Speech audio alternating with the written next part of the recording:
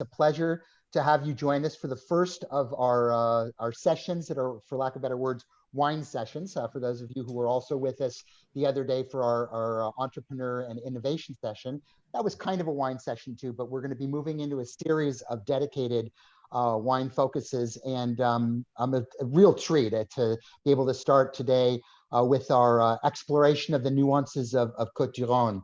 Although I could happily do this entire seminar myself, I'm going to be joined by an illustrious group of individuals who you will meet over the course of the next little bit. But I just wanted to let you know that this is not just my solo show. So my friend Keith Goldstein, Keith, can you just say hi out there in Zoomlandia?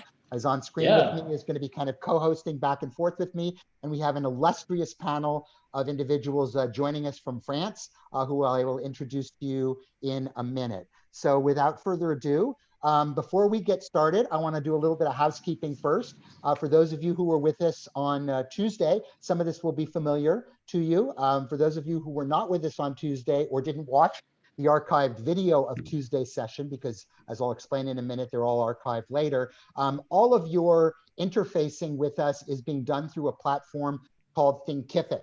There's a little bit of a picture there on the right-hand side, which gives you a flavor of it, but this really is the place to be. And let me just sort of go through what you're gonna need there. So each session that we have is connected via the live lesson there. So you see the third or fourth, I can't count, thing down is the live lesson. That's going to be your interface to actually get into the session. It's important to note that as you do get in the session, everything should be working. Your video should be working, your audio should be working. But if you look up there by tech support, you can see Evan's little giraffe that I put in. For those of you, that's for me more than anything. For those of you that use Safari regularly, Safari has been proven with Thinkific to have some audio issues. So if you are in Safari and you are having audio issues, best to get out and come in again through a different internet browser, whichever one you like. In addition to these live sessions, after each session is done, we do have a happy hour, or actually it's a happy half hour. That's an opportunity to continue the discourse, the conversation, hang out with all of us. Everybody can be on screen at the same time. If there's too many of us, we'll break into some little breakout rooms and mix ourselves up. But it's a great way to interface with your community beyond the chats and all that other good stuff. Very important for us, since we're happy to have you here and all that, to stay engaged. Two things you can do. Number one, obviously answer all the surveys and paperwork that, it's not paper, I guess it's click work that you would have to do here that will make things happen so we can get some feedback and share information and all that. And then tasting the wines. Also, there's going to be information on that, and anything you can do to continue to support us through that is greatly appreciated. And then lastly, we do have tech sheets. And as you can see from the last click there on the tech sheet thing, you can actually get into the tech sheets through this session. So all the wines that we have here, all the technical data, although there will be some abridged data on the slides themselves, you can access it all afterwards through tech sheet. So without further ado, many of you out there have wine. I believe we shipped some 115 or so kits out into the real world out there, not just Cyberlandia. So for those of you who have the kits, you can join in and partake there. But I really think it's important to note, and I know that we have literally over 2.5 times as many people signed up for these sessions as I know kits went out. A lot of you don't have wine, and these sessions are still going to be as entertaining and edutaining and educating as they would be if you had the wine. I think most of us, frankly, are used to going into Zoom sessions where you don't have the wines anyway. So we've adapted our styles and all of that to make sure that we can engage with or without. Many of you are probably not your first rodeo, so you do know that on the bottom or top, depending on your navigation that you have, there's a Q&A, and Q&As will be answered either live or in the Q&A session at the end or afterwards by typing back to you. So please do use the Q&A feature for that. The chat box is there for all of you. You're all, again, probably familiar with this. This is a great way to pass hellos and hugs and say hi to everybody and chat in with your friends a little bit. Not too much chatting during the webinar, but do chat away. And it's really important that you check all panelists and attendees to share the comments. If not, it's just going to come to the panelists. And although we're happy to hear from you, you probably don't just want to talk to us. As I mentioned at the beginning, all recordings of the session will be posted on Thinkific. So you've got the link there. Make sure you use it. And timing, we're going to be starting on time with each and every session and finishing on time as well. So thank you for in advance for being prompt, if you will. Normally at this point in time, if we were live and in living color, I would tell you what the exit strategies were in case of fire code or where the bathrooms were, but you probably know that in your own house. So I'm not going to spend any time doing that. Thank you for laughing, Keith. All right. As far as the wines go, for those of you who do have wines, this is all being done through our sister platform from Full Circle, Master of the World. mtwwines.com is our URL. There's information in the prep with all of the Thinkific by session, but bottom line is you really don't want to wait until the seminar begins. Please get a jump start on the wines either the morning of or even ideally the day beforehand, especially day beforehand if you want to analyze blind and go through all of the stuff that I'll show you momentarily. There are tasting tips, as I just alluded to in the pre-seminar overview, so make sure you read those. And then for those of you who are really wanting to engage, and I hope many of you do, when you go into the mtwwines.com thing and click in your code for the kit number, you have the ability to enter into a leaderboard. Now, this is important for two reasons. Number one, and this is located just under the kit number to join and create the leaderboard. 608L is the leaderboard for all of the programming, not just today's wine session, but all of the wine sessions there. This will bring you into a group with all of your other friends. So if you're there and you're participating, for those of you who are super competitive, it'll pop up and down based on who's winning, who's doing all that. You only get to be included if you're actually using the MTW interface. So we would encourage you to do that. I'll show you a sample of that a little bit later on after our first wine. But in order to even further incent you to join us, there's some cool stuff for those who do. With each session, we're going to have a grand prize that will be done via drawing for the people who participate. And that will be a Master the World wine kit, so one of our upcoming monthly kits. And in addition to that, one of our other new product sponsors, Som TV, is coming on, and they're going to give you 3 months of access to that, again, if you are the grand prize winner of one of those individual sessions. There'll be 2 other drawings, if you will, for the same thing, not specifically the same things, but for the same particular program. And those people will get not only the 3 months of Som TV, but a blinders card, came blinders, assuming blind tasting stuff, she'll have fun. And then for all of those of you who actually participate in all 8 sessions, and do remember, you can go back retroactively and watch it if you weren't there live. All of you will be entered for a drawing to win a free annual subscription. That's 12 months of Master the World. So play and play often and engage as much as you can. That said, let's jump into the heart of our matter. You met Keith really quickly, and you're going to be meeting all of these other people along the way. But we are blessed to have 5 folks who are here live and in living color from the Côtes du Rhône itself, down in the southern part of France, where it's a few hours later than it is here. So they're going to be finishing up, literally going into happy hour with us, and then probably going to bed, whereas we'll be just continuing on with our day. Sabine, who I will turn the floor over to momentarily, is the person responsible for all of us in North America for Inter-Rhône, Inter-Rhône being the people that oversee Rhône activity here in the export markets. And we have 4 of our 6 wines are represented by our vintner friends themselves, and you will meet Laurence, Rémi, Laurent, and I'm going to move my speaker here, and Rodolphe as their wines come up there. But we're really pleased to have them with us, and really pleased to have them join us. So without that further ado, I'm going to ask Sabine to say a few words and officially kick us off. Hi everyone, I'm very happy to be here today. So I'm working from home in a place near Avignon, in a little village. So please welcome in the Rhône with me in my house. I'm very excited to work with Evan and Keith. It's such a great honor to start with you. I can't be more happy than that. Thank you so much. We are very lucky to have winemakers speaking tonight, and they're going to share their passion, and they're going to introduce you to their wines, which is going to be great. If you got questions, please feel free to ask. If you have the wines, I'm hoping you're going to enjoy them and you're going to have a great tasting. And if not, of course, I'm hoping you're going to have a great learning session. Feel free to ask questions. Thank you so much and have a nice time with us. Thank you. Merci bien, Sabine. So thank you so much for supporting our program today. And before we actually jump into stuff, I want to take out, all of you opened up your boxes. You have a number of things. One of the things I wanted to point out that everybody has here is this thick book from our friends at Inter-Rhône, which is a full encyclopedia of what's going on in the Rhône. And whoever else is talking, yeah, thank you for muting. This book has got enough information here that you probably don't even need to be at the course today. It's that good and that thick.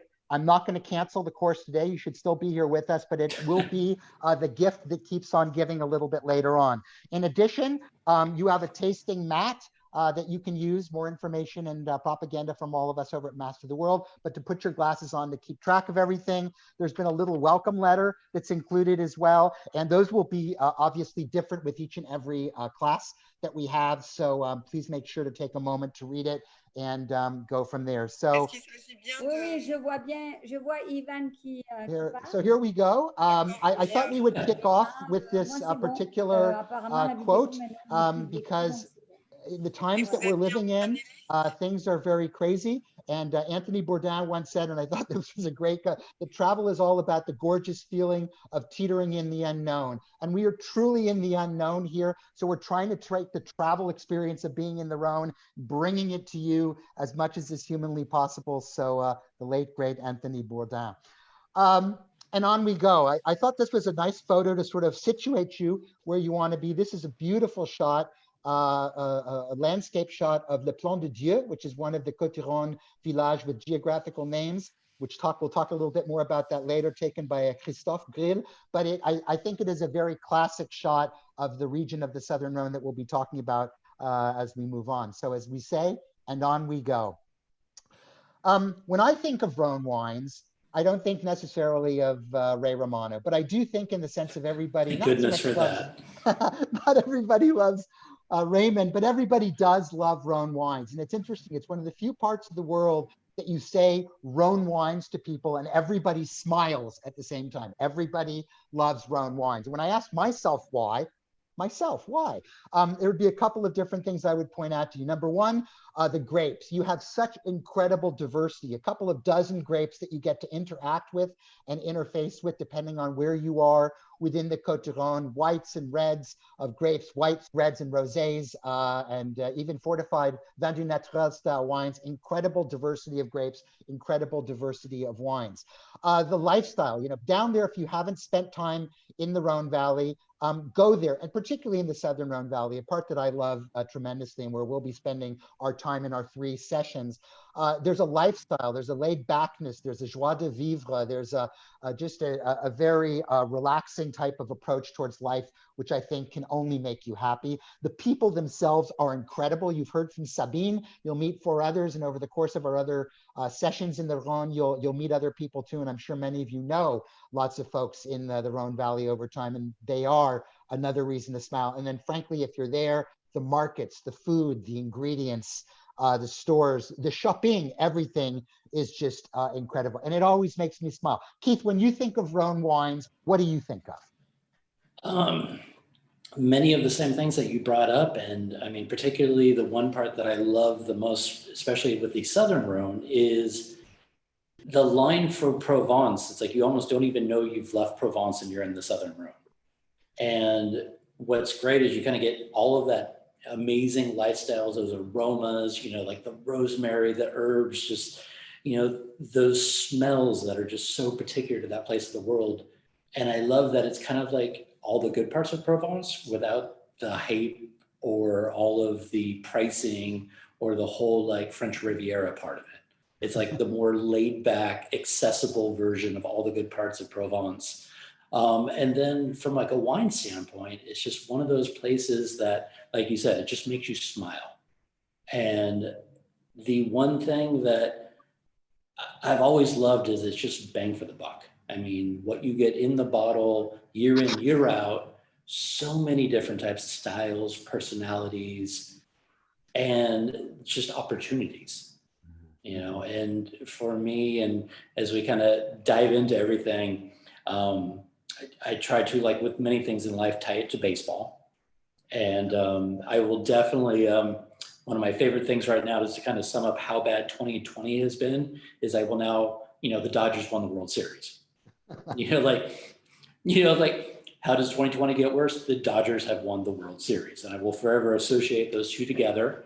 And I bring all this up because for me, it's like you have the cruise, like the high-end stuff of the Rhône Valley wines. And to me, that's kind of like the major leagues.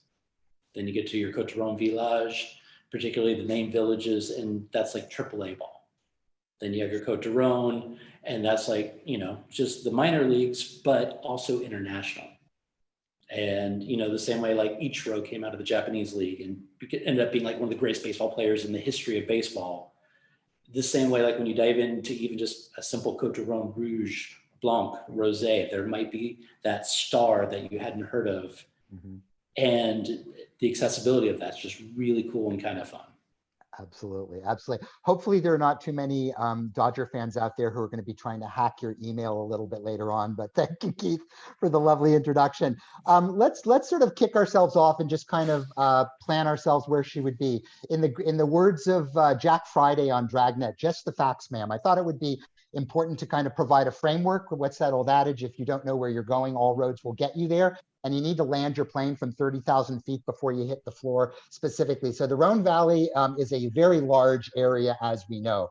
It covers about 160,000, 7,000 plus acres of land. That's just a little bit, a click under 10%, so 9% of all French vineyards, and is spread out over 5 départements. It's the second largest AOC by volume and by acreage, and a large percentage of that is certified organic.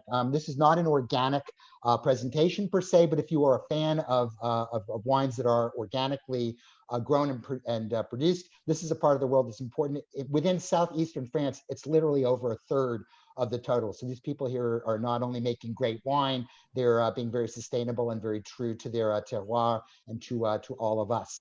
As many of you know, this is not going to be news to you. And once again, you can learn it all in the book here, right? 75% of the wines down here are red.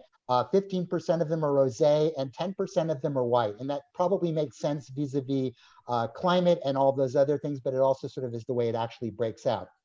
We cover off on 418 different communes, 31 appellations, 17 crus, if you will, of which the north makes up about 6%, the south about 8%. As I alluded to at the beginning, within the whole conversation of diversity, you have almost 24 grapes, 23 grape varieties, of which 22 are used in appellation wines. And as we know, the beauty of the Rhône is it travels well and it travels with all of us. There are loads of Rhône wines out there, 29.5 million 12 of which is about 12 cases sold, 33% of which was exported, and nice point of pride for all of us here in the good old US of A. We are the largest export market for Rhône Valley wines, representing 17% of the total.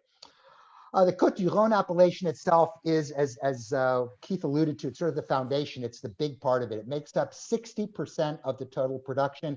And when we're saying Côtes du Rhône here, what we're alluding to is the Côtes du Rhône appellation, the Côtes du Rhône Village appellation, the Côtes du Rhône village with individual villages and geographic names. So we're not speaking of the north, we're not speaking of the crus, we're not speaking of the other Appellation contrôlée within the region, but this is what we'll be spending our time around today, which is the Côtes du Rhône Appellation itself. So the Côtes du Rhône AOC represents, you can see the pyramid that Keith alluded to in baseball terms earlier. Here you see it in pyramid terms, speaking about wine. But this represents just a click short of half the production of the total region. It comes from 171 different communes, from Vienne in the far north and down to Avignon in the south. And as we know from our own experiences, most of this wine is in the south. Here again, within the greater Appellation Côtes du Rhône, it's a little bit more red than the overall appellation of the area, being 86%, 6% white, 8% rosé, and studded with just a diversity of terroir. There's again, in this book, there's a lot of good information on that too. but you look at three sort of, if you will, textured characters. Many of us, when we think of the Rhône, we think mostly of the galets, the larger cobbles that you find in Châteauneuf-du-Pape. But there are not only those, but there are other stony deposits. There's pebbles and alluvium. There's rocky clay mixtures of soils on hillside slopes, collevial types of things there. And these provide nutrients, they provide water. And as we know, particularly in places like Châteauneuf or areas where they have those larger galets, they radiate the heat back at night too, which is really important, especially during the diurnal exchanges of growing season.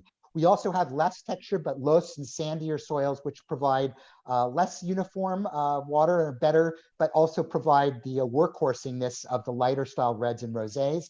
30% of the AOC Côtes du Rhône wines are exported, and almost 20% of it comes to us. So let's start with white wines. And by the way, I hope I didn't have to prompt you. You can be drinking and trying wines along the way, although we will all be covering them. But we're going to start in the land of whites. As I said before, 6% of the total production of the wine here is in total. Now, these next things are important to know, because for those of you who are either sticklers for accuracy, simply absorbed with rules and regulations, or unclear about all of it, it's important to know that there are Appellation rules that generate around the production of these wines. So as most of this is coming from down in the southern part of the area, obviously it's not going to be news to you what grapes you play with. But 50% of the blend must be made up of Grenache Blanc, Clairette, Marsanne, Roussanne, Bourboulon, and Viognier. That must be at least 50% of the wine. There are other wines and grapes that can be there in smaller proportion, namely Picpoul and Ugni Blanc, but the rest of those grapes must represent the lion's share. What I've always loved about white Rhône wines, and for me what's made them a go-to wine, is that they're a great alternative for Chardonnay, for people who like texture, for people who like richness, for people who like, as the French would say, gras in their wine and have been, kind of absolutely fixated with Chardonnay. This is a great way to move them off their addiction and move them on to something else. And it's a really great way to start. So our first wine that we have here is, I think, a very emblematic wine of the southern part of the valley. It comes from Château Pégau. It's their Cuvée L'Aune. And what I wanted to take a minute on, and then I'm going to let Laurence speak to her wine, she's much more eloquent about it than I am, is the template that you see here, because all of our discussions moving forward are going to follow this particular template that we have, not just in the Rhône, but in all of our appellated sections. So you'll always see the geography, you'll always see information on wine, just the facts, ma'am, as I said before, and remember that you have access to the tech sheets through Thinkific later, but we'll give you basic information on production, etc. If there is oak involved or not, we will let you know. Obviously, the assemblage of the wines critical in a place like the Rhône, maybe not so critical in places where more monovarietal wines are. And then a little bit of information to provide some texture and context to what we're doing. So the Féraud family has been involved in making wine in the Rhône Valley for a long time. One of the things that's so always amazing to me, being a native Californian and obviously a native here to the States, is looking back at history and what we consider to be old versus what other people consider to be old and legacied. And going back to the 17th century has just a few opportunities on us. Laurence joined her father, being a family business. She started with them, as you can see, a little bit a while ago, has added on and grown the appellation, grown their production, and grown everything. So with that, I would ask Laurence if you want to join me here and talk a little bit about your wine as everybody has the opportunity to taste it. Thank you, Evan. Good morning, everybody. I'm very pleased to be here and to share with you a few minutes and talk about my wine. It's Domaine de Pégau, and under the Domaine de Pégau, we bought the Château Pégau. And I would like just to explain briefly a story about this Château Pégau. So Château Pégau is situated 3.5 miles between Châteauneuf-du-Pape and Avignon. In the Côtes du Rhône, of course. The entire estate is average 150 acres and included 120 acres of vines. This place of Château Pégau inspired tranquility, nature, and curiosity. In the past, it was a boatman residence. and is now just an historical reminder. The boatmen supplied all the goods to the people who lived in the flooded village. It was a stop they really had to do because they had a rest, and they eat, and they get a new horses to pull the boat along the river of the bank, and continue their trip to bring all this food to all the people. They were in fact completely isolated. I bought the property in 2012, and as soon as we reviewed it, it was love at the first sight, and we saw the positive energy of this environment and the exceptional quality of the terroir with raw stone and all the grapes varieties and the plant they were planted 8 years ago. So it's very old vines with typical Rhône varieties as well. Wonderful. The Cuvillon comes from a field of 5 acres located along the great river Rhône, and its many streams called l'Aune. L'Aune is the stream. We produce 1,166 cases per year. The Cuvillon is the Cuvillon 2019 reflects the sunrise, the morning dew, the aroma under the linden and the olive trees, the smell of narcissus and wisteria, because we have a lot of wisteria and a lot of activities with bees and butterfly, because we work in organic way on this place. The grapes in this vintage blossom that became ripe berries in a dry and hot summer of 2019 gave a very consistent and high quality yield of grapes. The Cuvillon is made mostly with claret. It has a floral bouquet on the palate with a very nice and delicate acidity. The note is very refreshing during the summer. For the summer season, we can drink that very fresh wine. This Côtes du Rhône white pairs easily with a starter like brandade. Brandade is also what we have is crushed potatoes mixed with cod. I also advise some smoked salmon, roasted veal with fennel, and I have a couple of recipes there. And creamy cucumber soup with curry and mint. And of course, at this time and this season, we have the pumpkins soup with black truffles. This is excellent with this wine. This property, of course, as I said, is a little of historical reminders, because it's a vestige and we have to restore. We restore the winery, but not the house yet. And I really, sincerely, it's a magical place. And I would like that place become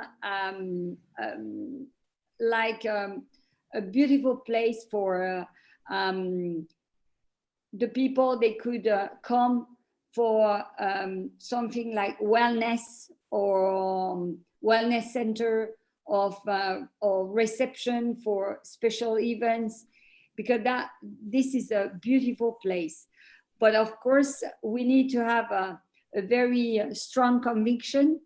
And for 25 years, that place was not really well entertained by the older owner. And today, I really, since 8 years now, I really give a lot of energy, a lot of enthusiasm in this Château Pégau to really have, in fact, all the building restored. And I call sometimes people to help with their idea with some support. And thank you for all the customers and all the Pégau wine lovers to support the Domaine, because that helped us really to keep the vines in a very good, healthy, and also to help for the rebuilding everything. Great. Excellent. Thank you. I'm still on mute. I can hear you, Evan. Can you? Oh, okay. I've got my mute button on. Thank you so much, Laurence, for chatting with us. And I thought what I would do here, for those of you who are familiar with the MTW wines and the way we taste and grid things out for your educational purposes, etc., this would be if you were going through what the gridded correct findings. 3 master sommeliers always sit down and we grid the wines so that when you're tasting the wines blind and you enter your findings in, after you hit reveal, boom, you see what you said and you see what was actually gridded as the correct answers. This is, again, we're not going to do this with every wine, but this is an example to show you of how this wine would grid out if you were to be playing the game, which we hope you are, so you can potentially get those 3 months of Somm TV and or blinders games and participate in the other stuff. So let's move on now and speak a little bit about rosé. I think a wonderful way that was set up by us, by Laurence, talking about white wines. And another area that the world, certainly needless to say, is getting more and more excited about are the styles of rosé wines. Unlike the novelty of the category itself has existed for a long time, and certainly the Southern Rhône, and we'll learn a little bit more about Tavel in a future session, has been leading the way for a long period of time. It represents about 8% of the total region, but here are the grapes that you're going to be using to reflect, obviously, the nature of rosé wines. And this is going to be reflected as well clearly as we move over to reds. So the blends themselves, again, going back to our laws, just so that we're all in sync here, must contain 2 of the principal varieties, of which Grenache is mandatory and must be at least 60% of the blend. Now note that, again, there is some Côtes du Rhône rosé made up in the north, and obviously in the north, just simply because of the way grapes are planted and grapes are found, you're going to need to break that law a little bit. So they're allowed to use only 1 principal variety, obviously Syrah, to do that, and are able to do that. So the principal 3 group varieties, again, at least 60% of the blend, again, of which Grenache in the south is mandatory, would be Grenache, Mourvèdre, and Syrah. But you can see the balance of grapes that are in there, most of which are red, several of which are white, that can be added to that and range in style. So again, these would be the complementary grapes there, and each of them is going to add very much like the spice rack, if you will, to your kitchen, a little bit of a different nuance here, and collectively make these wines interesting. Blends are, of course, what drives this part of the world, and very, very essential for their personality. So the wine that we have here, in the absolutely, I have to say, Rodolphe, when we were going through these, this was like one of my favorite bottles that we saw. Not only is the wine an absolutely gorgeous color itself, but the label is striking and reminds me of some artisanal pastis bottles I have collected in my dead soldier rack, of which you can see part of it behind me up there on there. So again, our appellation. Put away those guns, Evan. Côtes du Rhône from Sands, you're looking at about a 12.5% ABV, obviously gentle pressing, cold fermentation, Grenache and Syrah here. And this is a very interesting wine in the sense that it comes from a cooperative. And I think a lot of us don't think necessarily in this day and age about cooperative wines in export as much as we do individual properties. And this wine, I think, is testament to the fact that not only are they out there and doing a good job, and have been in this case since 1965 for a long time, with literally over 2,000 members producing, but they actually are producing some very leading wine. And this wine is a personal favorite of mine in the category of Côtes du Rhône Rosé. We are very blessed to have Laurent Pare with us, and Laurent is going to speak to us about his rosé. Laurent.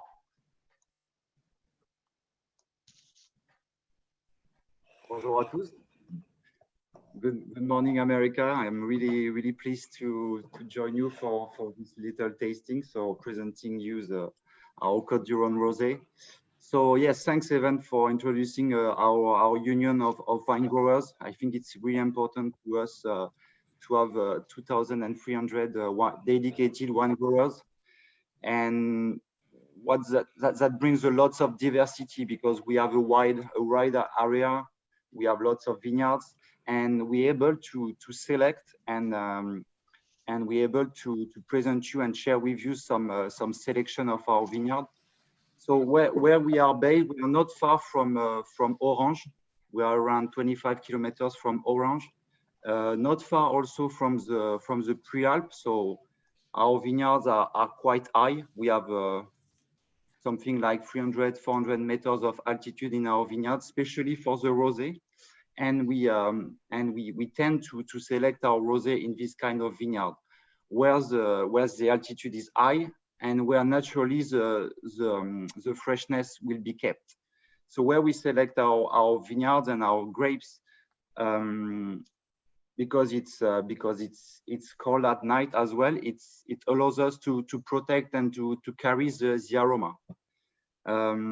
Selection of this wine is mainly Grenache, so we have the chance to have Grenache for our reds, but also it's really nice to get Grenache for our rosé. Grenache has a really high potential of aromatics, and especially when we crop it during the night. So it says it's picked at sunrise, so we try to pick the grapes between 3 o'clock and 8 o'clock. And it's really the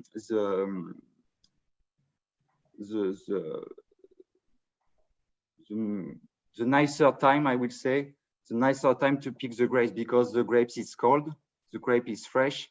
So naturally it will keep the freshness of the grapes. And we carry it really fast to the winery, really gentle pressing, really fast to get this.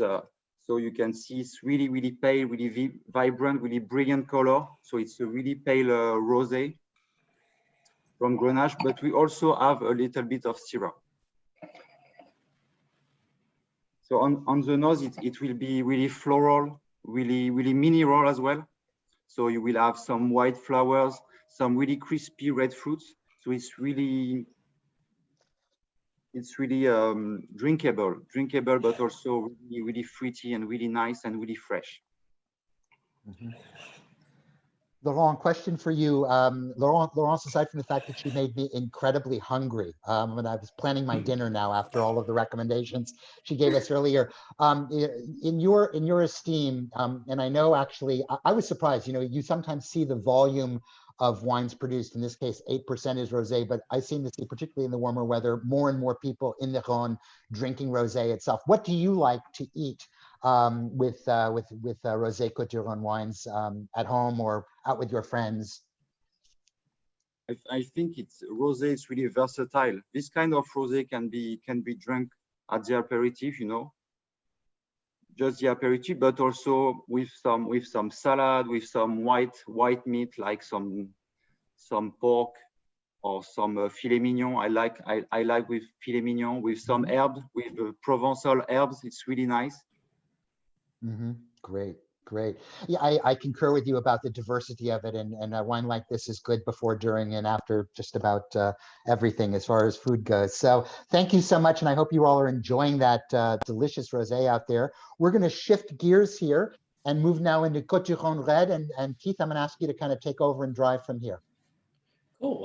Thank you, Evan. Going back to just really quick on the white, Laurence's description of the property. It was such a wonderful reminder that a narcissus is actually a flower. And not to bring up 2020, but it was just nice once again to be like, oh yeah, it's a flower in simpler, happier times. Anyways, going back. Careful.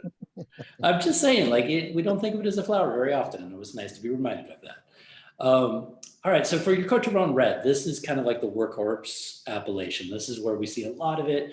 And one thing that I think is a great opportunity for a lot of us that are running wine programs in the US is there has been a shift and a trend where the consumers are open to red blends. And we can probably thank Cabernet for the price point that it was getting to, and kind of the new red blends that were getting introduced to the market to kind of make Cab a little bit more accessible.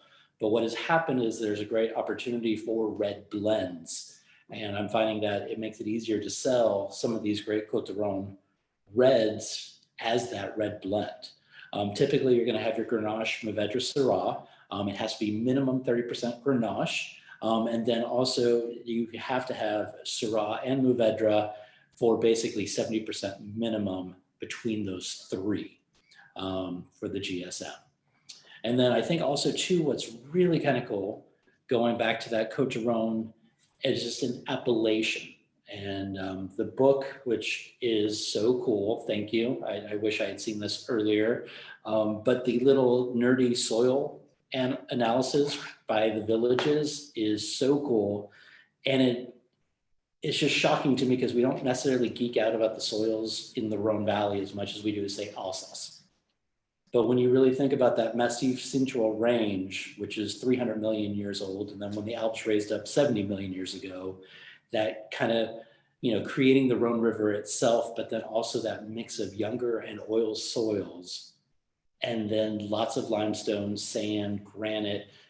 And this book for me was just such a nice epiphany to kind of say, like, there is a lot of really cool small terroirs all over the place to kind of dive into. So Côtes du Rhône Red, definitely some great value there. And also too, I think it's one of those spots where it usually comes in at a pretty good value driven price. And it's one of the few ones that, we can absorb that tariff a little bit easier and still keep it as an accessible price point for the consumer. So let's dive into wine number 3.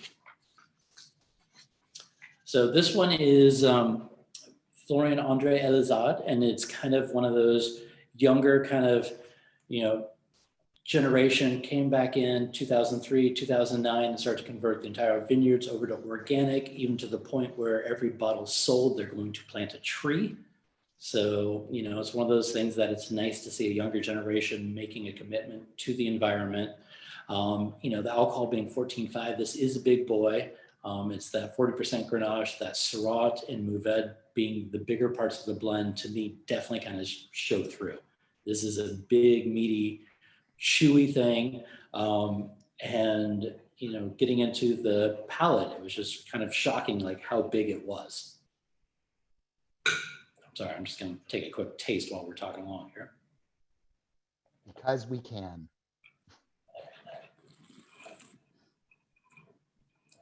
Yeah, and I think the fact that we can sell this as, to someone that it's fruity, it's spicy, it's smooth.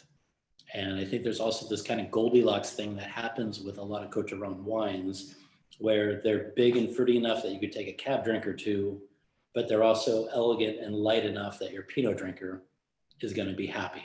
And I can't tell you how many times I've seen Psalms confuse, Southern Rhône wines for, Pinots coming out of California, Old Vine Zins coming out of California. So there's that fruity forwardness that I think is just really kind of cool and accessible and just delicious on this wine. So I don't know if we want to move on to the next one, since we've got, the stars from the wineries to speak forth, and I feel like that's a great thing. And then the next wine is going to be the Château de Montfaucon Côtes du Rhône Rouge. And this one is once again kind of that Grenache base with Syrah, some Carignan Cinsault, Counoise. And this one, I love that it's like opposite the river from Châteauneuf-du-Pape. And I mean, Evan, I don't know about you, but for me, there's been so many times where I've sold wines by like, it's just right across the river, or it's right across the street.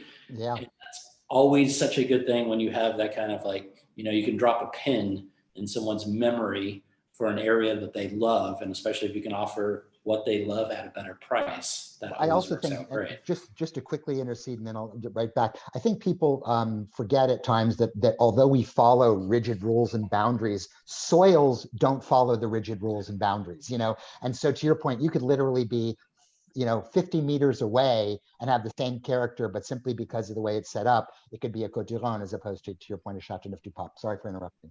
Yeah, no, absolutely. I mean, and it's one of these regions that, the cruise takes so much of the focus, but I think when you really dive into small little wines, small producers, there's just so much potential. And that to me is super exciting. And I think, instead of diving into the wine, I will gladly share some tasting notes after, but I think let's get Rodolphe to talk about his wine and the property. Hello, everybody. I would say good morning, even if it's evening for us. But anyway, good morning. Good morning, America. And Evans and Keith, thank you for your great presentations and about the Rhône River. Excellent. And I went in the vineyards just before coming to here, and I brought you because you insist about the different soil that we have, and it is all about the Rhône Valley. That it is something that makes the Rhône Valley so special, I think.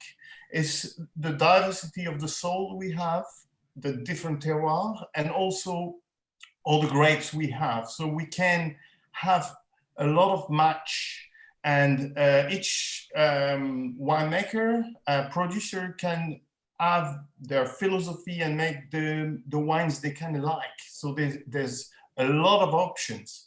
And look at that. I don't know if you can see that. So we have the galley. You talk about the galley,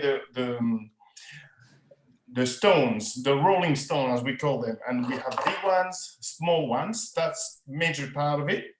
We've also soil from calcareous. That's a real calcareous soil, and that can be very near and in the same parcel. And some are, look at that, it's sand. And I took that in a very less than 1 hectare, so half an acre area, and that can be all together. So this is very impressive. And the point of let me introduce. This is, you see that picture. This is Montfaucon estate. You see the Château was here to control the Rhône River. And so all the history of the castle is linked to the River Rhône with all the history. It was here to protect the border. But also the long history where all the wines since the Romans has been shipped with the Rhône. So the Rhône bring the terroir, all different soil, but also the Rhônes help us to ship our wines all over Europe in the first time, and then America since the 17th century already. And I have paper at home showing that in 1820s, 1830s, they were sending some barrels to New York, to New Orleans, to Chicago. That's very amazing. People know this history a lot about Bordeaux, but the Rhône was doing exactly the same. They were already sending wines towards America at that time. So it's a very rich and history that we have here. In terms of the wines, you know, the estate is from the 11th century. So again, a lot of history. My work, after, you know, I studied a bit in California, and I did winemaking in Australia.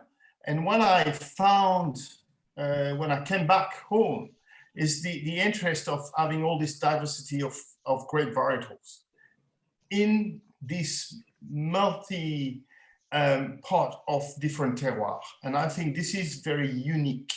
So the game for me is to find the right blend between the grape variety and the soil, and the combinations to look for the balance of the final balance of the wine. And that's very important. It's very important because this gives us many options.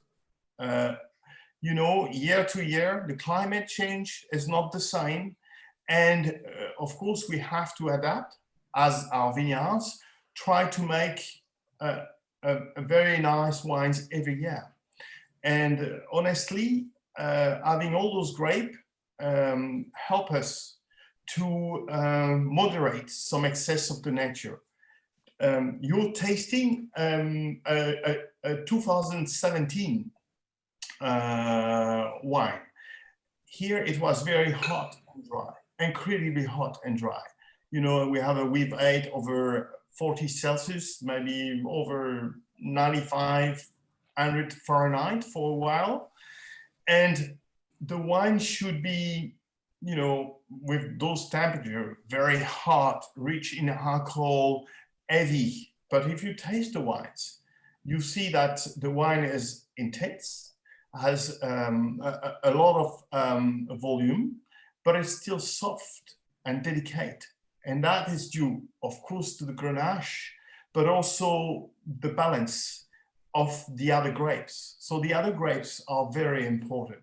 The Carignan, I know it's a bit forgotten, and the Counoise brings this natural acidity that can balance the excess of the Grenache sometimes that can be very, warm and alcoholic.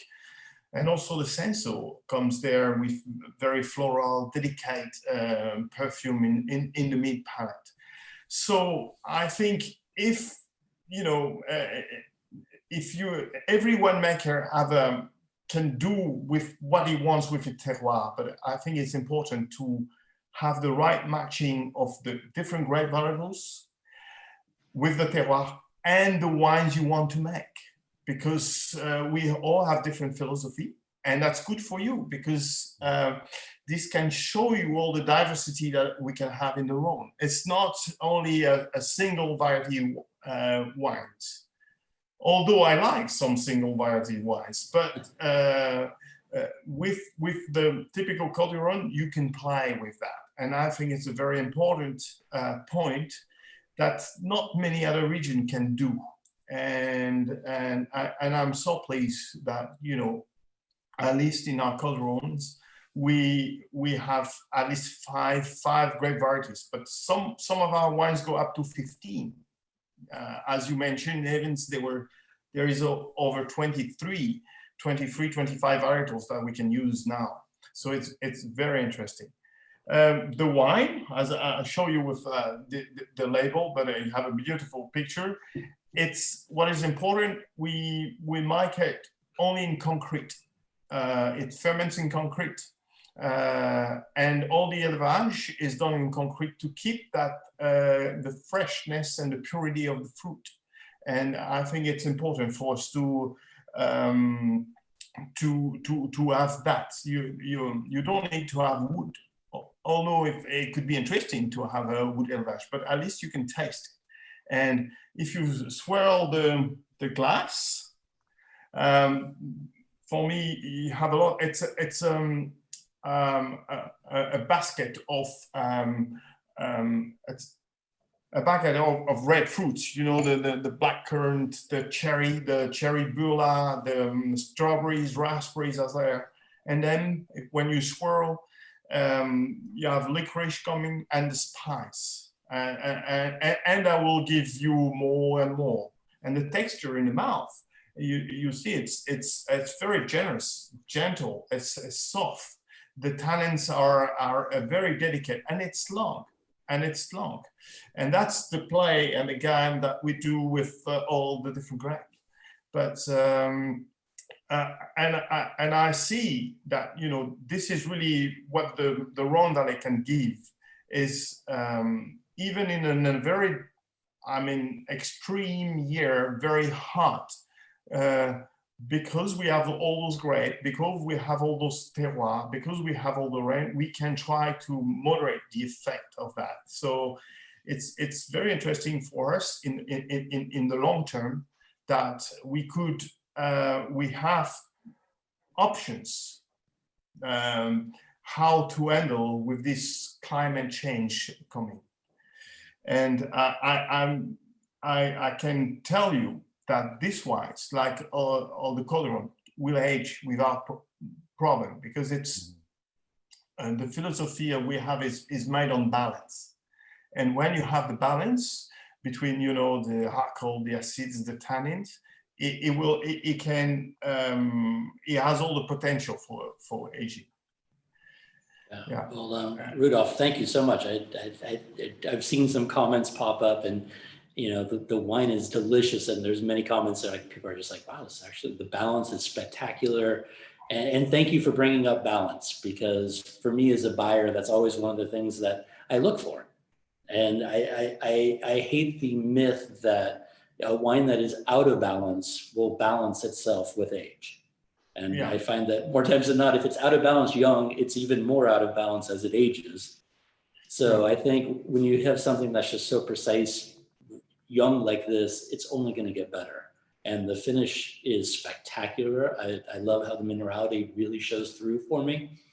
And then to your point about having that mixture in the vineyard, a fellow master sommelier once said that, you know, from dramatic vineyards come dramatic wines. And, you know, you think of something like, you know, like the Mosel super steep vineyards, and it makes sense. But the counterpoint was that if you maybe do not have such a dramatic piece of land, that you can bring the drama by having a mix of grapes. And I find that this is a wonderful example. And I love that you're already like planning ahead, you know, thinking of what's happening with the climate of, you know, maybe we grow a little bit more of this. And, you know, it would be fun to watch you at harvest. I'm sure you're kind of like, pick this now, wait there. And the dance that goes on is probably quite entertaining. It's exactly that. Thank you for your comments. And I think you totally understand the key of our work is to find a balance, and we have plenty of options, and we try to adapt year to year to reach that point, even with extreme year in both sense, because it could be also cool. We had the 14, 18 year were cooler, and we could have interesting wines too.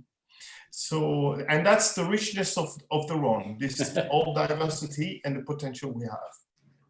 Thank you. Well, Thank you. Thank you, Laurent. Thank you very much. And I'm sure, Evan, we probably need to move on to wine number 5. I was going to say, but before you get to wine number 5, maybe sort of explain a little bit about how we're shifting up the pyramid here. Yeah, so we are now moving on to Côtes du Rhône Villages. So for me, this would be, you know, do we dare say AA ball, 3A, you know, AAA, we're almost there. And basically, I love this, that, you know, for me, the whole AOC system, what kind of made sense for me to kind of digest it, because it's not necessarily one tastes better than the other. It's just maybe more of a sense of place. And I think that is what we're starting to see now, is that, you know, with the Côtes du Rhône Village, you have 95 villages or communes that have just a little bit more of a sense of place, a little bit more personality, a little bit more distinction. And, you know, they bump it up to the minimum alcohol is now 12.5%. So if it was Saint-Emilion, it could be Grand Cru. But it is one of the highest minimum alcohols in, you know, you will see in France. The mix shifts a little bit to where the Grenache has to be 40% now. And then Syrah and Mourvedre have to be at least 25%. So it changes quite a bit. And then you have Cinsault, Cunoise, and Camarese as an option, which I thought was kind of interesting, because that's like, you hear those, that's definitely one of the fringe grapes that I have yet to see that often in a mix. So the Côtes du Rhône Village, in theory, you should be getting more of a sense of place, should get a little bit higher quality if your definition of quality is sense of place as opposed to actually tasting better. Because I think like that last wine is proof that without a village attached to the name, you can get some pretty high quality. So let's go ahead and dive into wine number 5. And this is a Château Nerthe, which many of you know quite well because they've got a, you know, little property you may have heard of in Châteauneuf. And this is their Côtes du Rhône Village.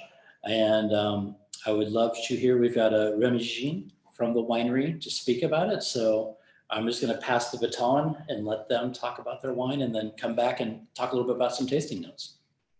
So Rémi, if you'd like to share your wine with Yes, for sure. So hi, everybody. Really happy to taste with you. Just a short presentation of Château Nerthe. Château Nerthe is a historic estate of Châteauneuf-du-Pape, a big estate which produces Châteauneuf-du-Pape of 90 hectares. And this estate has been bought in 1985 by Richard family, which is a big family which is specialist in distribution of the wine for restaurants in France. So then they buy a second estate in Sérignan-du-Comtat near Orange, and it's a 70-hectare estate, Domaine de la Rangeade, where we do the Cassagne de la Nerthe, which is for me the little brother of Château Nerthe. This estate is really interesting because it's a big estate on one plot.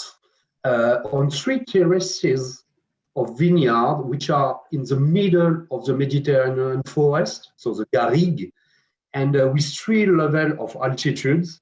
And the vineyard is really in the middle of this forest and this part. So this gives us the opportunity to have different range of altitude, of freshness of the wine, to give some complexity of the grape. Our philosophy of Château La Nerthe is the same than in Cassagne de la Nerthe. For the vineyard, we are organic since 2013 in Cassagne de la Nerthe. So this is the same way that we manage the vineyard in Château La Nerthe, we do it in Cassagne de la Nerthe. Our goal is to be ready to do the work in vineyard with a lot of rigor, precision, expression of the different cepage, of the different terroir. And all our objective in the vineyard is a good expression of this terroir, of this specific terroir. The soil are on sand, limestone also with some rocks. And all the goal is to have a great, really balance, very well done, and to have a wine which it's on our objective. Our objective of the wine, like we do in Château La Nerthe, is to be respectful of the terroir, respectful of the grape, making a good vinification, a long maceration to express the grape. And the goal of the wine is to have intensity, concentration, but a lot of complexity, elegance, and freshness. So this is a good objective for us. And this specific terroir gives us the opportunity to do this. So the delicate expression of the Grenache, the strangeness of the Syrah give the good balance in the wine. I love the comments of Rodolphe just before me that express that a good wine is a well-balanced wine. And it's also our philosophy of making the wine. So if you can say this wine, this Cassagne de la Nerthe 2018, so you can see the really, really intense color. The nose is really expressive. The fruit is really present. Why we have a lot of fruit? Because of our way of winemaking, because of vineyard managing, and also because the aging is really easy. We just age the wine in tank, concrete, and stainless steel one, just to keep this fruitiness, this expression. In Châteauneuf-du-Pape, we will do it with oak, but here we don't need it, and we want to preserve the purity of the fruit. Also, what we have in the expression of this wine is also the small spices, the garrigue expression that we have all in the vineyard, and it's really interesting. After, in the mouth, the structure is present. We have this good structure, this good strengthness, given also by a lot of Syrah composition, but the tannin are soft, gentle, not aggressive, and it is what we are focused on, to have a wine which is quite young, in fact, but really easy to drink, expressive, complex, but gentle and soft, and also with a lot of elegance. It's always a way that we work in Château La Nerthe and Cassagne de la Nerthe. It's our focus. So I hope you enjoy this vintage. And you have to imagine this vintage was a really specific one. After the vintage 17, which was hot and dry, 18 vintage was a really difficult one. Also because we are organic, and the spring was so difficult. All the spring we have a lot of rain, hot temperature, so a lot of moisture, a lot of disease. So the work of in the vineyard was really, really hard. So the people who work in the vineyard worked so hard that we saved the main quantity of the harvest. And then the end of summer was good. And as you can see, the result is a wine which not have suffered of this hard spring, but have the sun of the end of the summer by the expression of the fruit and the spice. So I hope you enjoy it, because we are really pleased with the result of the wine, which is really in our objective and our what we want to show of Château La Nerthe and Castagne La Nerthe. Fantastic. Well, thank you, Regine. The wine is delicious. I've got a couple questions for you, if that's all right. Yeah, for sure. Because for me, one of the things on the nose, and especially tasting it, like the Syrah just jumps out. And I get that black pepper, the floral notes, and it's very interesting because it's such a strong flavor, and with the Mourvedre, it's delicious. So I was just curious, with the vineyards, are they co-planted, or do you have the Syrah separate from the Grenache? And then when you bring it into the winery, are they co-fermented, or do you do individual cepage?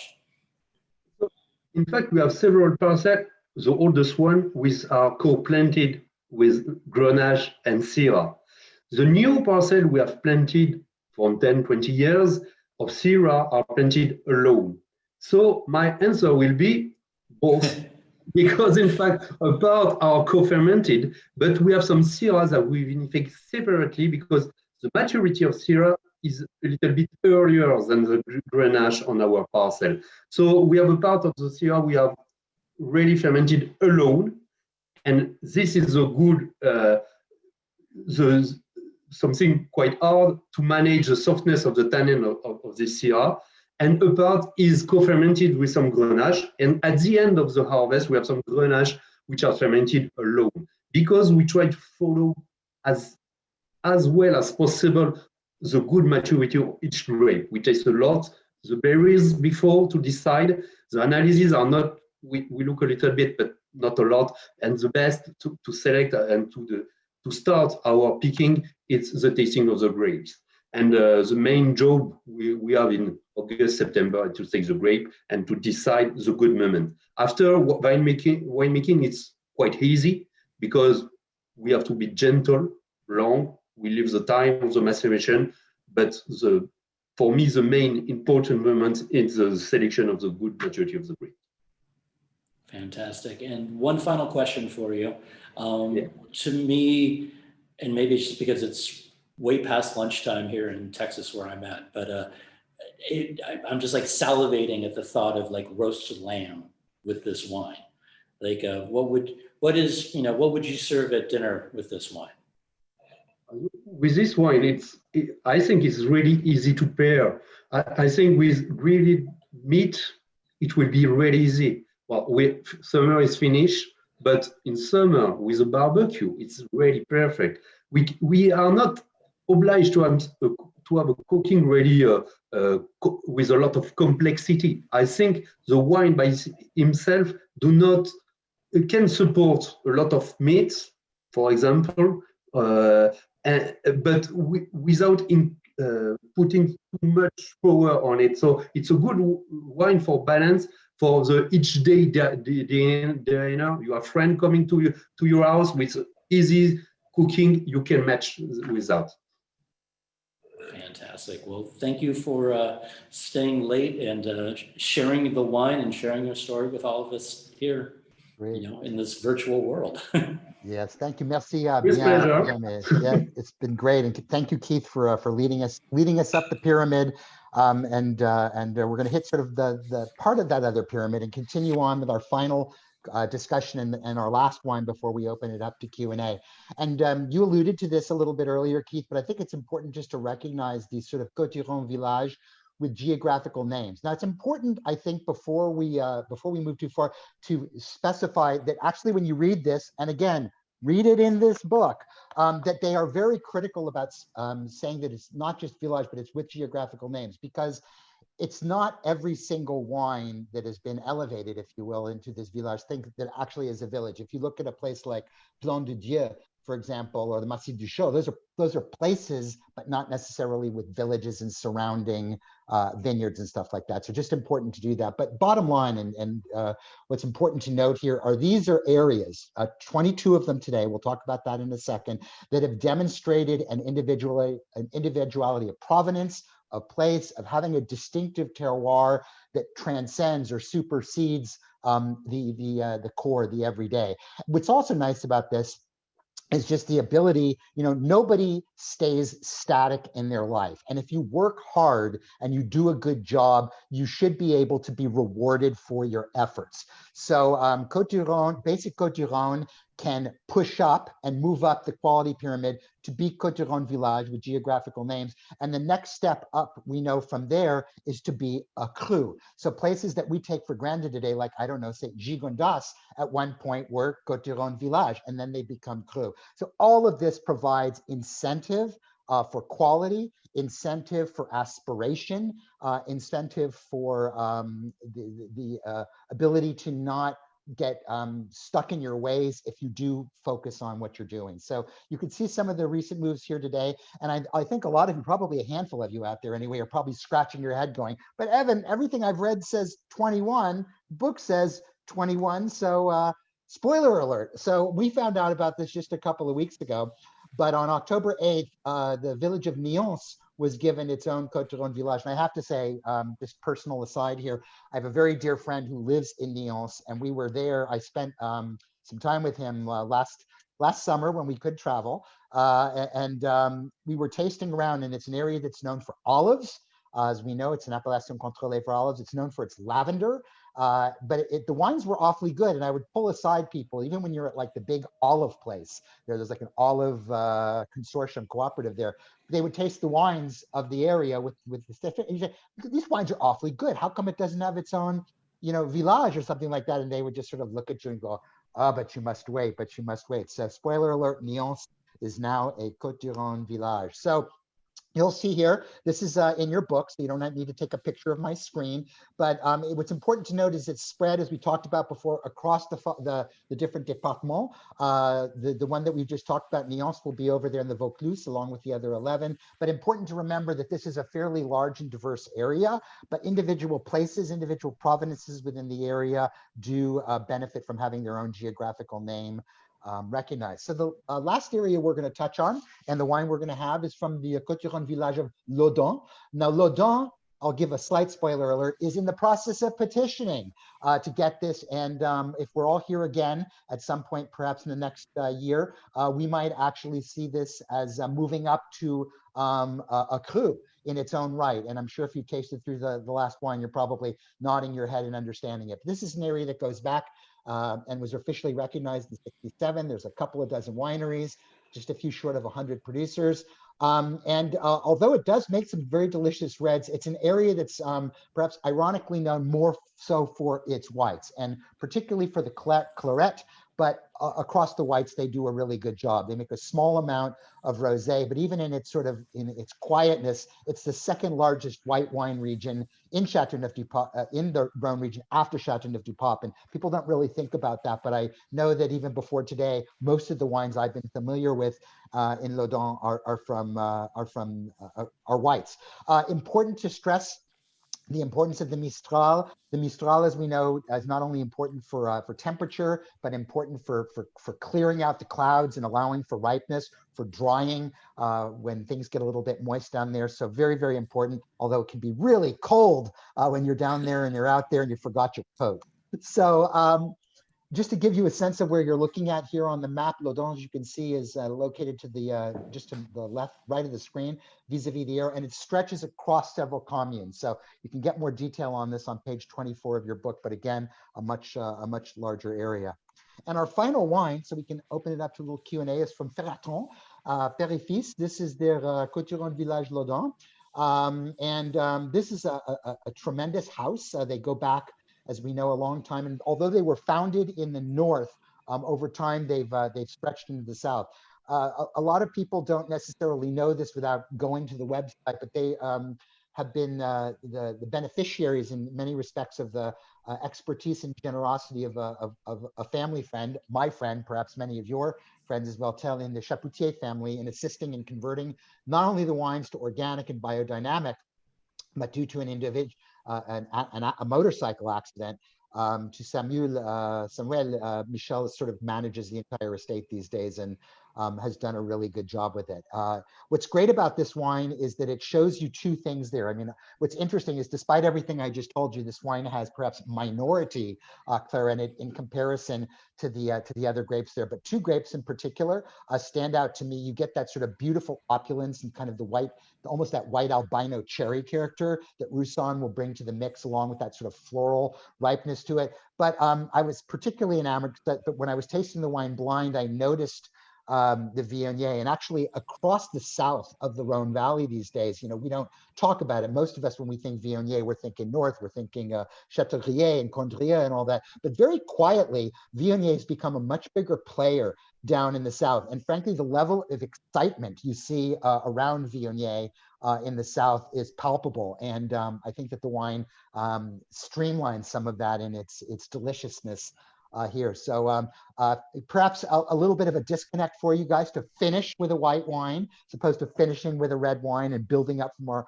whites to reds. I know that when I do blind tastings and stuff a lot, oftentimes I like to go back to white wine after I've had my red wine, as it's refreshing to the palate and everything. But a nice way to do it, a little bit of focus, and then all of the information is there. So at this point, we're going to open it up to some Q&A. I will be the first one to tell you that I'm the most tech challenged person here on this webinar today. So I haven't been watching the chat. I can barely watch my phone and this at the same time, but I know Li Meng is going to help moderate some Q&A for us and parse out the questions to the individual vintners, to you and me, Keith. So Li Meng, please join us again. Absolutely. Evan, can you unshare your screen for now while I put Absolutely. Everybody on gallery view? Yeah. Thank you. And if all the panelists, Sabine, everyone could just put your videos on, that would be great, and unmute yourself, because there are some different questions that are going out to different folks. So first of all, I want to pull your attention to the Q&A section. There are two questions that are already answered there. Kara had asked a question about who is the West Coast importer for Rodolphe's wine number 4.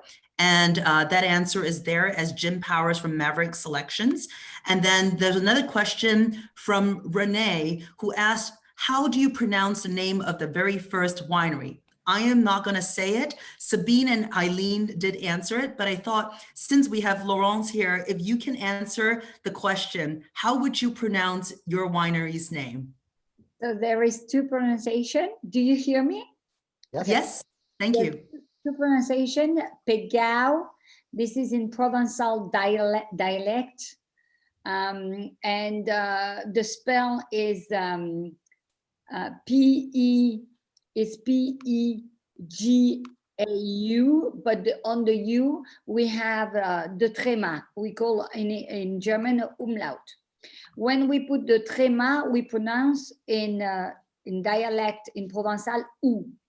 But in French and in German, we have the letter completely dissociate. So that means in French and German, we can pronounce Pégau. I didn't like that sort of pronunciation. Then I took off the umlaut, the tréma in French. And then the people, they pronounce the way they want. If they pretend to speak Provençal, they said Pégau, or if they speak French, they say Pégau. That's perfect. So both. Thank you very much for that clarification. This is a Pégau.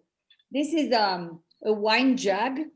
And this wine jug in terracotta was used in the 14th century during the pop period in Château, but that was used by the people, not the pop. It's not luxury enough for the pop. That's very helpful. Thank you so much for answering that question. I'm going to go now to a few different questions, and different folks can feel free to jump in. The first question from Jeremy Eubanks is about the ageability of Rhône Rosé. So I know not all of you showed a rosé today, but if anyone wants to jump in to answer, how would you age a Rhône Rosé? Before everyone jumps in, I just want to tell Jeremy, make sure you come back for the off-roading. Tavel rosés are a great example of Appellation rosé that ages well, but Côtes du Rhône rosés age well too, and the panel should take over. Do I have to call on you? Anyone? Ageability. Rodolphe. Oh, he's on mute. Do you hear me? You need to unmute. Yep. Yes. Well, thank you. There's two ways. It depends how you make it. If you because you have options, you can make. We're talking about Rhône Rosé. You have the options of making it like on the Provence style, very light in color. Small macerations or no maceration, direct pressings, and those rosé can be very fruity, very flowery, maybe can last 1 year and 2 years. But if you have also the other options of making the rosé like the traditional way, like they were making in Tavel, but also that can be making all the Rhône, like in Lirac also next to it, and in Rhône. So at this point, you do by bleeding. You put all your grapes in the tank, start the fermentation, and when you think the color is ready, is nice enough for your rosé, you bleed the tank. So you take the juice out and you finish the fermentation like a white wine. But because the juice has been with the grape, with the skins, it takes more out of the more anthocyane, more color, more everything. And those rosé who are a little bit darker are really a potential of aging, and you can be surprised. And they can age over 10 years and even more. So it depends how you look the rosé. If you look at those very clear, very low color, they may go for 1 year, maybe 1.5 years.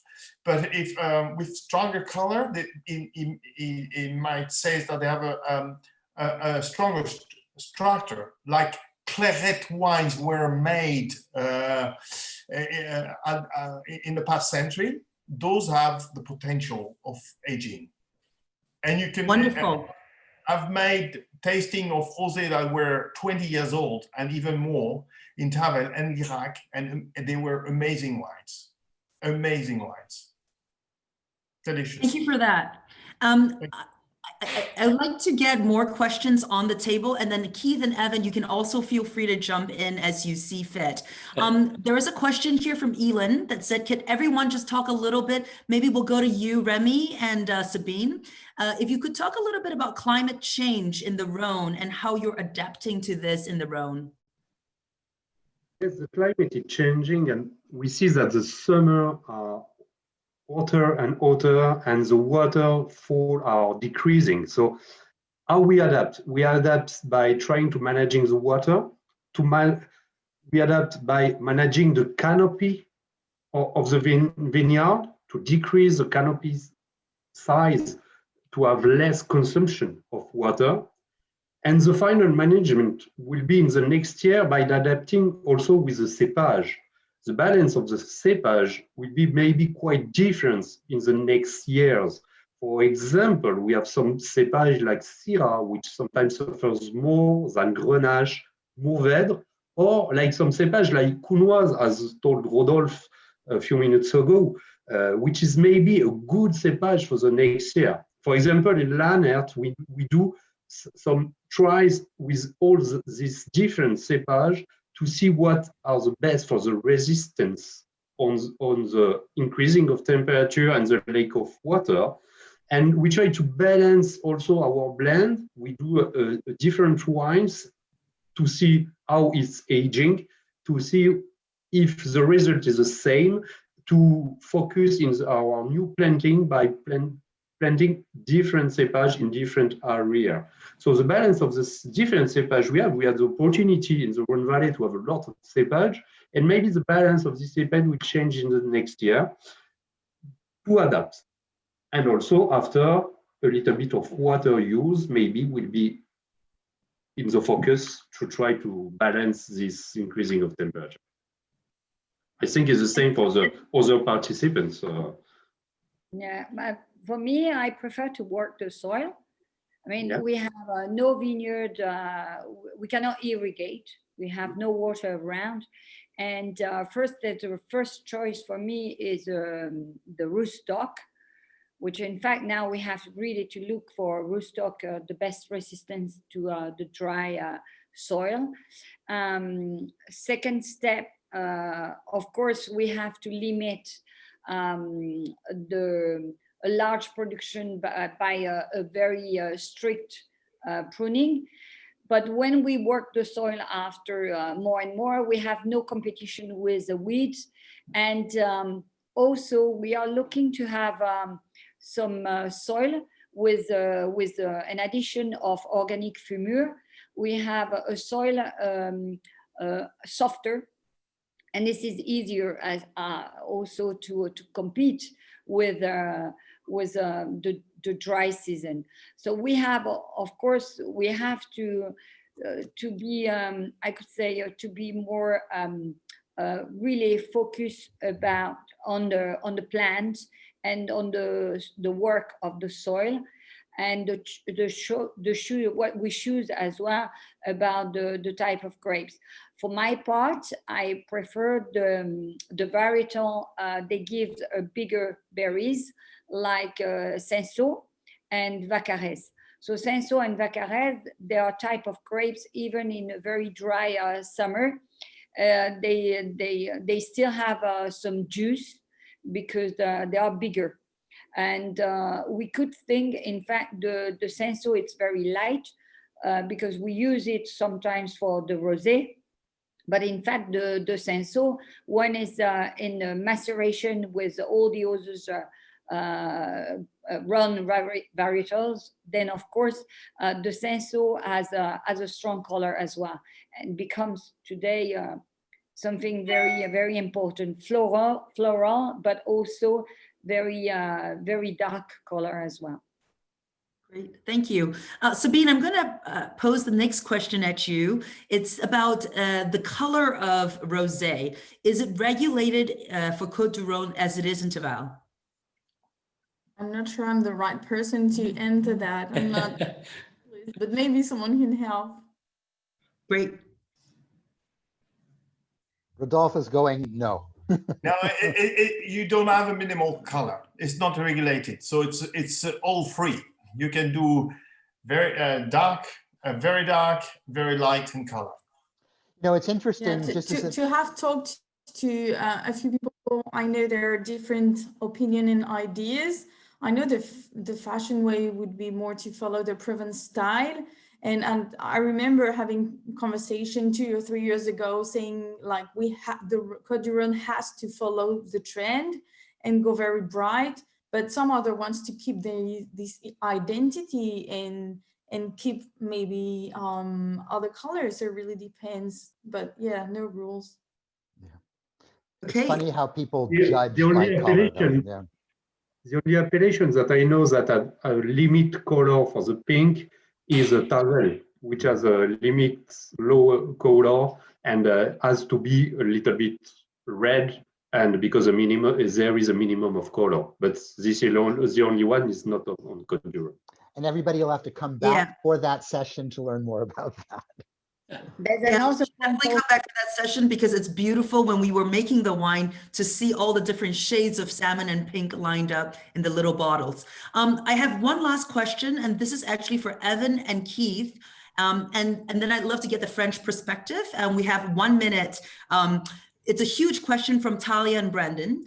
Do you think that the lack of continuity in US liquor laws between states limits the growth of smaller markets with respect to these international wines? So for the lesser known appellations, especially out of some of the new things that are coming out of Rhône, do you think that this whole shipping issue, the restrictions in US law is affecting its growth?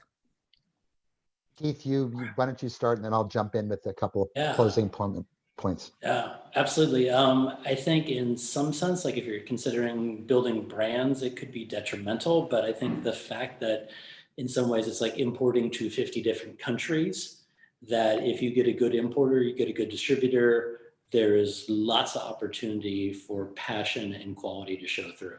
So in some ways, I think bang for the buck and what some of these small little wines can offer is, it's not like they're going to get lumped like, Argentine Malbec, and nothing against Argentine Malbec, but there are certain buyers that are like, oh, I'm fine on Argentine Malbec, where at least with the Rhône, there's so much variability that it allows you to kind of keep your mind open. And if you have a passionate importer, distributor, that they will get that in front of the right buyers. Yeah, I would just add, I think everything that Keith said is spot on, and given the breadth of people and states and countries and operations he covers, he's certainly more appropriate to answer that question.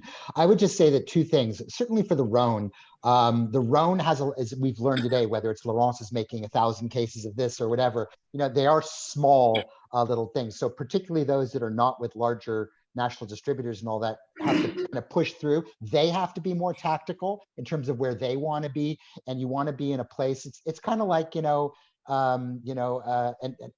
finding the right home for the right people with the people who have the right passion to move it through you. And then the flip side is you can do incredibly well, but it can certainly be challenging. Great. Evan, I don't know if you want to show your last slide. Yeah, I'm going to do that. I'm going to go back. I'm going to tell everyone that we have a happy half hour right after this. I'm definitely not going to keep our special guests from France any longer from your bedtime. But if you are interested, I'm sure there are folks who will come to happy hour. The link is in the chat below. Yeah, and I just want to, as always, get people excited for what's coming before I say my thank yous to my extraordinary panel for today. But our next two sessions are Friday and this upcoming Thursday. We're giving you Tuesday out to go out and vote if you haven't done so, or volunteer or do something to do that. Tomorrow is focused on Chile, right place, right time, right wines. Rebecca Feynman and Vincent Morrow will join us for that. And then if this was exciting to you, I highly recommend you come back next Thursday and join our team up in Canada, John Sabo and Sarah D'Amato, who are going to take us through a much more detailed journey through Côtes du Rhône Village and individual village specificity, sort of along the lines of Wine 6 we talked about today. And then we have some other seminars. Just a reminder that there is what? Okay, so Friday, Thursday.